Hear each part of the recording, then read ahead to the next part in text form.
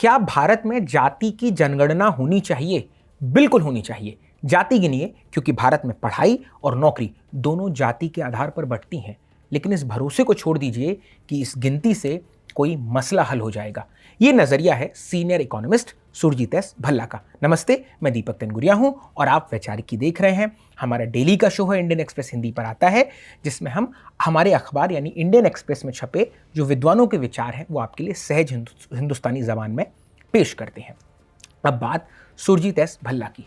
कुछ दिन पहले योगेंद्र यादव ने इंडियन एक्सप्रेस के लिए लिखा कि जाति जनगणना को चुपचाप मार दिया गया है और इसे मारा है एक तकनीकी फैसले ने। वो फैसला जिसमें हर भारतीय से पूछा जाता है कि वो खुद अपनी जाति बताए। 2011 में इसी तरीके से जातियों के 47 लाख नाम निकल आए थे और फिर उन आंकड़ों को चुपचाप दफना दिया गया।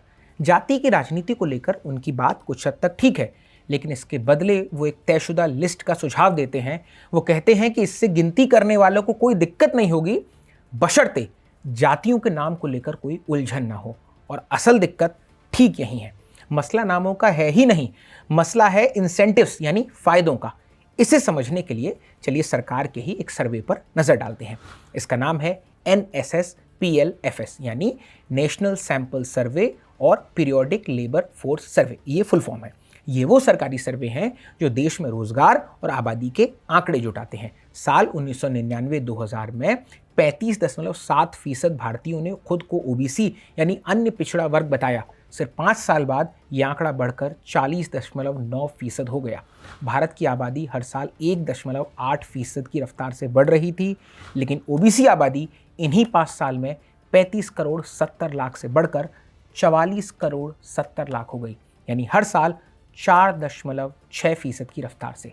और उधर सामान्य वर्ग की जो आबादी है, यानी जो ओबीसी एससी या एसटी नहीं है, वो 35 करोड़ 90 लाख से घटकर 34 करोड़ 20 लाख रह गई। यानी वो हर साल घट रही थी और ये कोई 5 साल की बात नहीं थी। 1999 से 2025 के बीच ओबीसी आबादी लगभग दोगुनी हो गई। 35 करोड़ 70 लाख से सीधे 67 करोड़ 40 लाख। मतलब बहुत सारे आंकड़े हैं, आपको यहाँ पे ग्राफिक्स में भी दिख रहे होंगे। ठीक, अब यहाँ सवाल है कि क्यों बढ़ी ओबीसी आबादी। इसका एक सीधा जवाब दिमाग में आता है कि इस समुदाय में लगातार अधिक बच्चे पैदा हुए होंगे। लेकिन इस मामले में क्या ये बात सही है? आबादी भी की एक साइंस है, पॉपुलेशन का एक साइंस है, जिसके मुताबिक अगर कोई समुदाय ज़्यादा बच्चे पैदा करने की वजह से बढ़ रहा है तो उसमें बच्चों की तादाद बड़ों के मुकाबले कहीं ज़्यादा होनी चाहिए। लेकिन ओबीसी के मामले में ऐसा है ही नहीं। साल 2004 में 15 साल से कम उम्र के बच्चों में ओबीसी की हिस्सेदारी बड़ों के मुकाबले सिर्फ 2 परसेंटेज पॉइंट ज़्यादा थी। 2025 तक ये फासला और घटकर सिर्फ 1.2 रह गया, जबकि इसी दौरान ओबीसी की जो कुल हिस्सेदारी है वो 5 पॉइंट और बढ़ गई। अगर ये बढ़त सचमुच बच्चे पैदा होने से होती तो अनुमान के हिसाब से ओबीसी बच्चों में 30 पॉइंट से भी ज़्यादा हिस्सेदारी रखते। अब इसकी तुलना मुस्लिम समुदाय से कीजिए, जिसमें बच्चे पैदा करने की जो दर है वो सचमुच ज़्यादा है। 2004 में बच्चों में उनकी हिस्सेदारी 3.2 पॉइंट ज़्यादा थी, जो 2025 तक बढ़कर 4.3 हो गई। असल फर्क ऐसा दिखता है, लेकिन जैसा कि हम देख रहे हैं ओबीसी के आंकड़े ऐसे बिल्कुल नहीं दिखते और यही असल खेल छिपा है। ओबीसी की हिस्सेदारी बच्चों में जितनी तेजी से बढ़ रही है, लगभग उतनी ही तेजी से बड़ों में भी। लेकिन बड़े तो पैदा होते नहीं हैं, उन्हें तो बस अपनी जाति दोबारा लिखवाने का इंसेंटिव्स दिया गया। भल्ला लिखते हैं कि 1 दशक पहले उन्होंने यही जांच ईसाई आबादी पर लगाई थी। भारत में ईसाई महिलाओं में शिक्षा सबसे ज़्यादा है और बच्चे पैदा करने की दर सबसे कम में से एक है। मतलब वन ऑफ द ऐसी पॉपुलेशन है वो जो बहुत कम बच्चे पैदा करती है, उसकी पॉपुलेशन जो रेट है बच्चे पैदा करने की वो एक कम है, सबसे कमों में से एक में वो भी है। फिर भी आंकड़ों में एक झोल दिखा। कैसे? 1991 से 2011 के बीच सिखों की आबादी हर साल 1.2% बढ़ी।